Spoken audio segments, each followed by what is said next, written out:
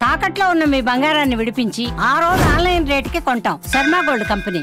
వృద్ధురాలు అనే కనికరం కూడా లేకుండా కోపంతో ఊగిపోయిన కోడలు అత్తపై విచక్షణ రహితంగా దాడి చేసిన ఘటన హైదరాబాద్లోని మధురానగర్లో చోటు చేసుకుంది. తలుపు చాటున ఉన్న అత్తను లాక్కొచ్చి మరీ పిడుగుద్దులు కురిపించింది. ఈ ఘటనలో అత్తకు తీవ్ర గాయాలయ్యాయి. అత్తను కోడలు కొడుతున్న దృశ్యాలు ఇప్పుడు సోషల్ మీడియాలో వైరల్గా మారాయి.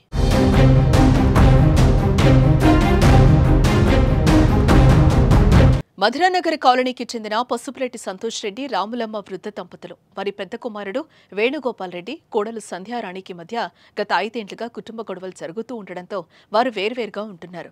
సమస్య పరిష్కారానికి ఇరువురు కోర్టును ఆశ్రయించారు. తనను అత్తింటి వారు ఇంట్లోకి రానివ్వడం లేదని సంధ్యారాణి కోర్టుకు తెలుపగా ఇంటికి వెళ్లొచ్చని ఇటీవల కోర్టు ఆర్డర్ ఇచ్చింది. దీంతో శుక్రవారం సంధ్యారాణి కోర్టు ఆర్డర్తో పాటు తన తరపున బంధువులతో అక్కడికి చేరుకుంది. అయితే సంధ్యారాణి అత్తామామలు కోర్టు ఇచ్చిన ఆర్డర్పై ఇంటి అడ్రస్ వేరుగా ఉందని వెళ్లిపోవాలని చెప్పారు. దీంతో ఆగ్రహానికి గురైన సంధ్యారాణి అత్తపై దాడికి దిగింది. మామ సంతోష్ రెడ్డి అంధుడు, పక్కనే తన భార్యపై కోడలు దాడి చేస్తున్నా చూడలేని దయనీయ స్థితిలో ఉన్నాడు. కోడలు చేతిలో దాడికి గురైన రాములమ్మ అరుస్తూ ఉండగా సంధ్యారాణి ఆమెతో పాటు వచ్చిన వారు వెళ్లిపోయారు.